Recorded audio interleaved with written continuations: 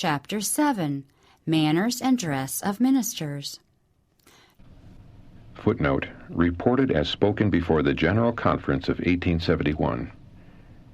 Ephesians chapter 3, verses 6 and 7, that the Gentiles should be fellow heirs and of the same body and partakers of his promise in Christ by the gospel, whereof I was made a minister according to the gift of the grace of God given unto me by the effectual working of his power.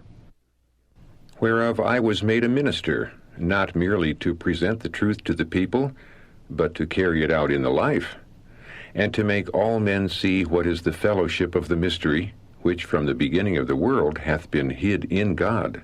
Verse 9. This does not refer merely to the words that roll off the tongue. It is not merely to be eloquent in speaking and praying, but it is to make known Christ, to have Christ in us, and make him known to those that hear.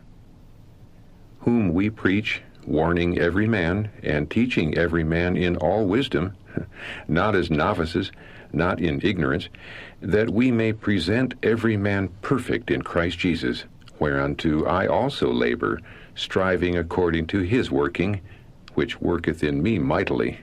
Colossians chapter 1, verses 28 and 29.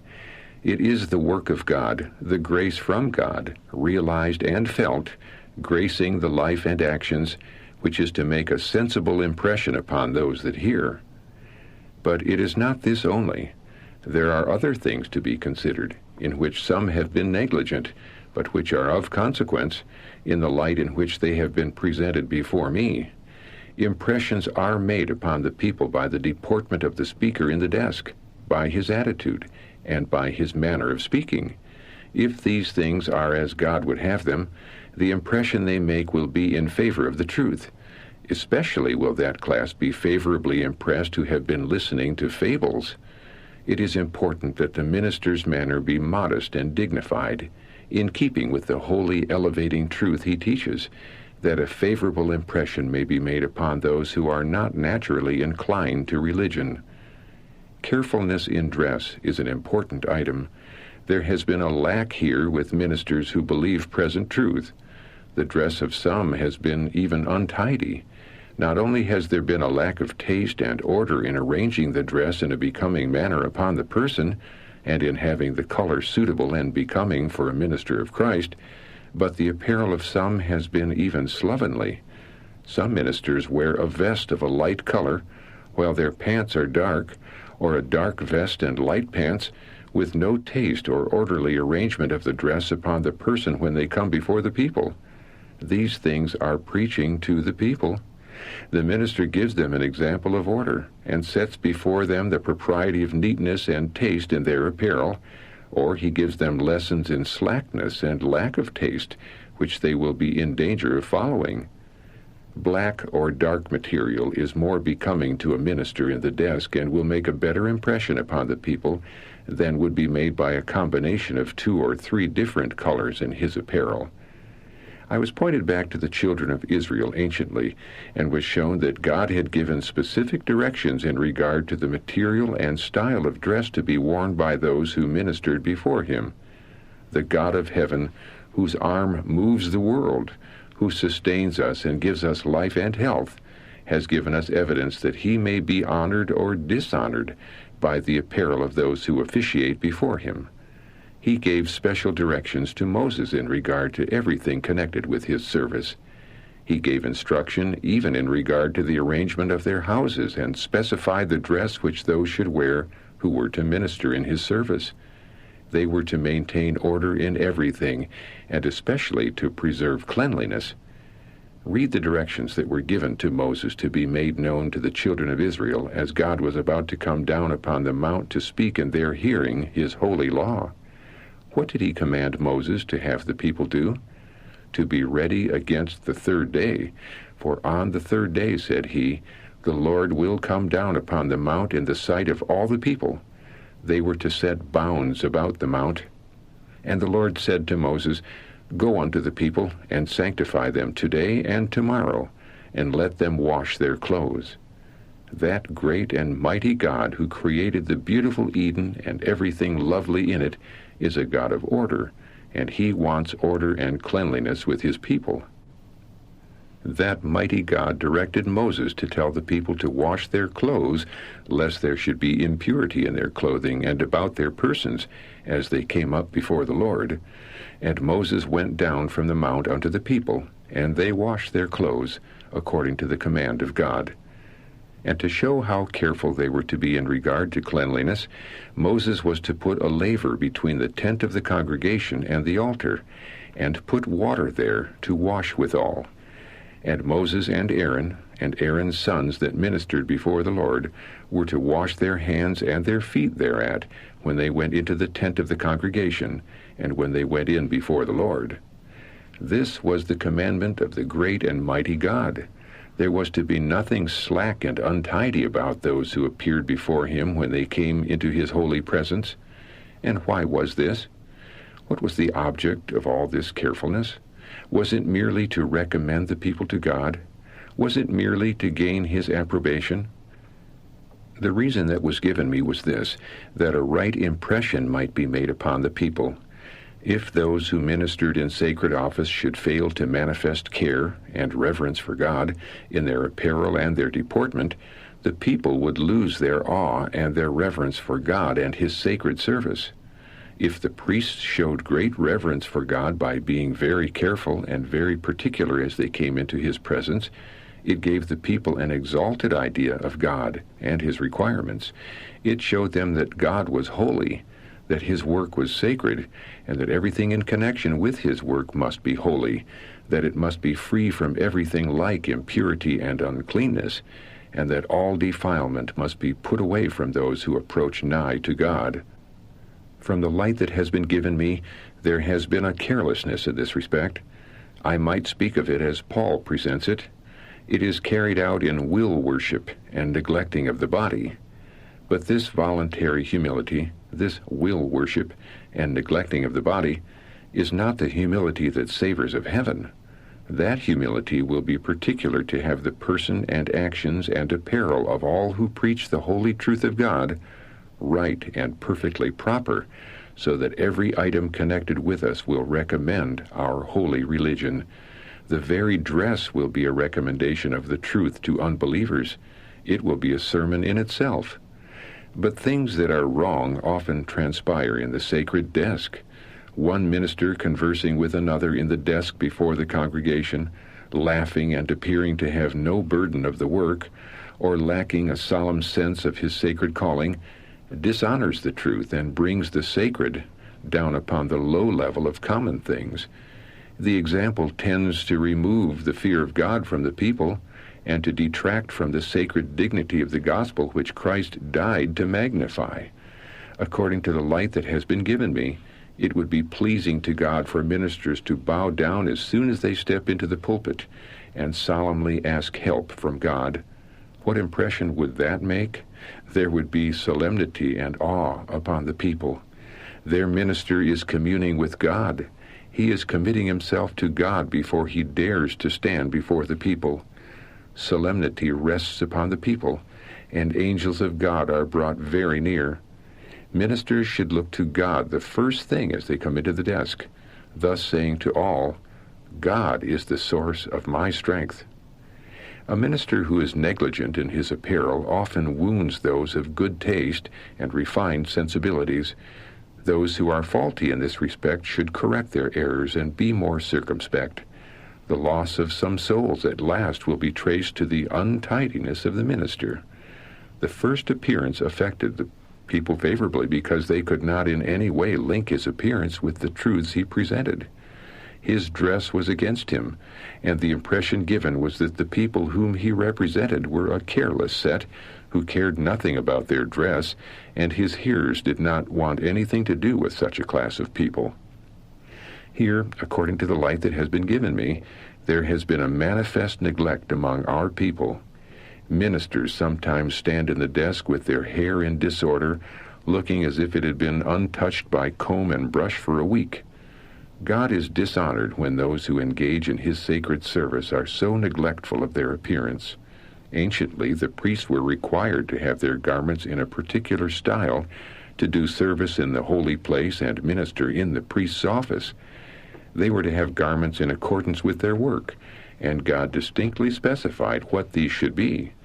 The laver was placed between the altar and the congregation, that before they came into the presence of God, in the sight of the congregation, they might wash their hands and their feet. What impression was this to make upon the people?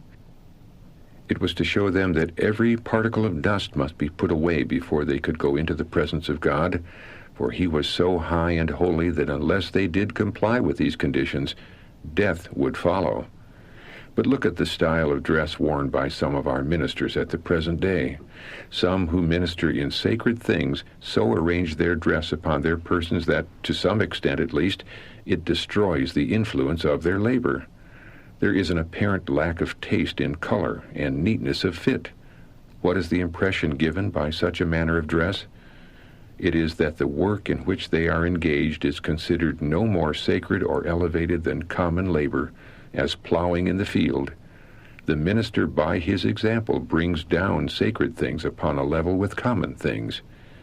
The influence of such preachers is not pleasing to God.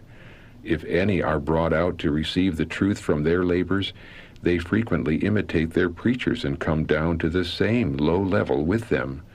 It will be more difficult to remodel these and bring them into a right position and teach them true order and love for discipline than to labor to convert to the truth men and women who have never heard it.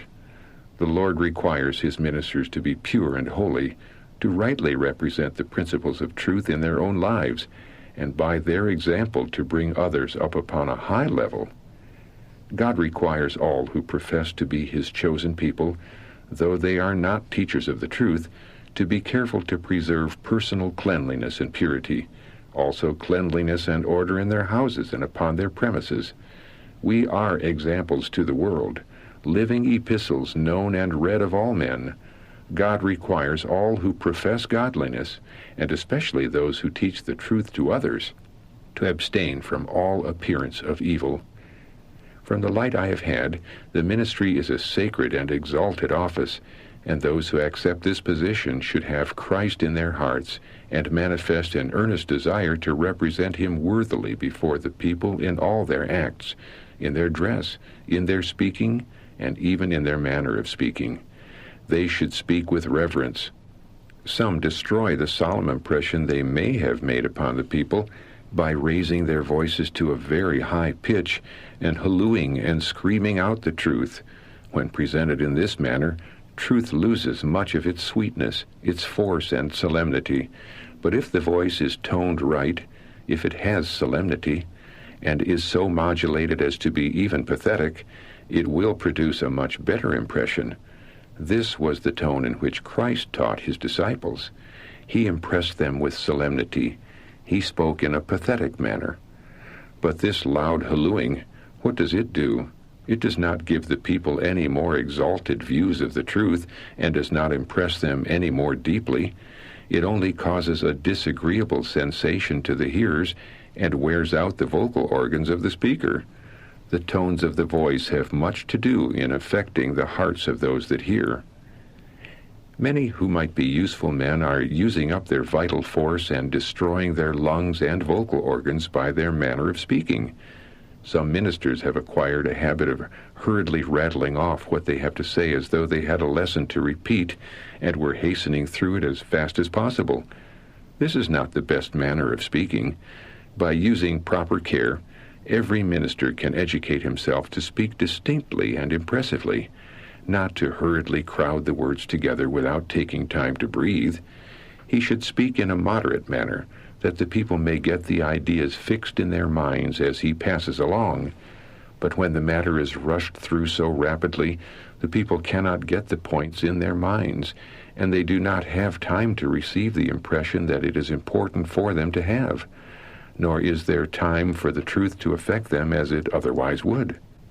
Speaking from the throat, letting the words come out from the upper extremity of the vocal organs, all the time fretting and irritating them, is not the best way to preserve health or to increase the efficiency of those organs. You should take a full inspiration and let the action come from the abdominal muscles. Let the lungs be only the channel, but do not depend upon them to do the work. If you let your words come from deep down, exercising the abdominal muscles, you can speak to thousands with just as much ease as you can speak to 10. Some of our preachers are killing themselves by long, tedious praying and loud speaking, when a lower tone would make a better impression and save their own strength. Now, while you go on regardless of the laws of life and health, and follow the impulse of the moment, do not charge it upon God if you break down. Many of you waste time and strength in long preliminaries and excuses as you commence to speak. Instead of apologizing because you are about to address the people, you should commence your labor as though God had something for you to say to them. Some use up nearly half an hour in making apologies. Thus the time is frittered away, and when they get to their subject, where they are desirous to fasten the points of truth, the people are wearied out and cannot see their force or be impressed with them. You should make the essential points of present truth as distinct as mileposts, so that the people will understand them. They will then see the arguments you want to present and the positions you want to sustain. There is another class that address the people in a whining tone. Their hearts are not softened by the Spirit of God, and they think they must make an impression by the appearance of humility. Such a course does not exalt the gospel ministry, but brings it down and degrades it. Ministers should present the truth warm from glory. They should speak in such a manner as rightly to represent Christ and preserve the dignity becoming his ministers. The long prayers made by some ministers have been a great failure. Praying to great length, as some do, is all out of the place. They injure the throat and vocal organs, and then they talk of breaking down by their hard labor. They injure themselves when it is not called for. Many feel that praying injures their vocal organs more than talking. This is in consequence of the unnatural position of the body and the manner of holding the head. They can stand and talk and not feel injured. The position in prayer should be perfectly natural. Long praying wearies, and it is not in accordance with the gospel of Christ. Half or even quarter of an hour is altogether too long. A few minutes' time is long enough to bring your case before God and tell him what you want, and you can take the people with you and not weary them out and lessen their interest in devotion and prayer. They may be refreshed and strengthened instead of exhausted. A mistake has been made by many in their religious exercises in long praying and long preaching upon a high key with a forced voice in an unnatural strain and an unnatural tone. The minister has needlessly wearied himself and really distressed the people by hard labored exercise, which is all unnecessary. Ministers should speak in a manner to reach and impress the people. The teachings of Christ were impressive and solemn. His voice was melodious, and should not we, as well as Christ, study to have melody in our voices? He had a mighty influence, for he was the Son of God. We are so far beneath him and so far deficient that, do the very best we can, our efforts will be poor. We cannot gain and possess the influence that he had. But why should we not educate ourselves to come just as near to the pattern as it is possible for us to do, that we may have the greatest possible influence upon the people? Our words, our actions, our deportment, our dress, everything should preach. Not only with our words should we speak to the people, but everything pertaining to our person should be a sermon to them, that right impressions may be made upon them, and that the truth spoken may be taken by them to their homes. Thus our faith will stand in a better light before the community. I never realized more than I do today the exalted character of the work, its sacredness and holiness, and the importance of our being fitted for it. I see the need in myself. I must have a new fitting up, a holy unction, or I cannot go any further to instruct others. I must know that I am walking with God. I must know that I understand the mystery of godliness. I must know that the grace of God is in my own heart, that my own life is in accordance with his will, that I am walking in his footsteps. Then my words will be true and my actions right. But there is another point that I had almost forgotten. It is the influence which the preacher should exert in his ministry. His work is not merely to stand in the desk. It is but just begun there. He should enter the different families and carry Christ there, carry his sermons there, carry them out in his actions and his words. As he visits a family, he should inquire into their condition. Is he the shepherd of the flock? The work of a shepherd is not all done in the desk. He should talk with all the members of the flock, with the parents to learn their standing, and with the children to learn theirs. A minister should feed the flock over which God has made him overseer. It would be agreeable to go into the house and study, but if you do this to the neglect of the work which God has commissioned you to perform, you do wrong. Never enter a family without inviting them together and bowing down and praying with them before you leave. Inquire into the health of their souls. What does a skillful physician do? He inquires into the particulars of the case, then seeks to administer remedies. Just so the physician of the soul should inquire into the spiritual maladies with which the members of his flock are afflicted, then go to work to administer the proper remedies, and ask the great physician to come to his aid. Give them the help that they need. Such ministers will receive all that respect and honor which is due them as ministers of Christ, and in doing for others, their own souls will be kept alive. They must be drawing strength from God in order to impart strength to those to whom they shall minister. May the Lord help us to seek him with all the heart. I want to know that I daily gather the divine rays from glory that emanate from the throne of God and shine from the face of Jesus Christ, and scatter them in the pathway around me. I want to be all light in the Lord.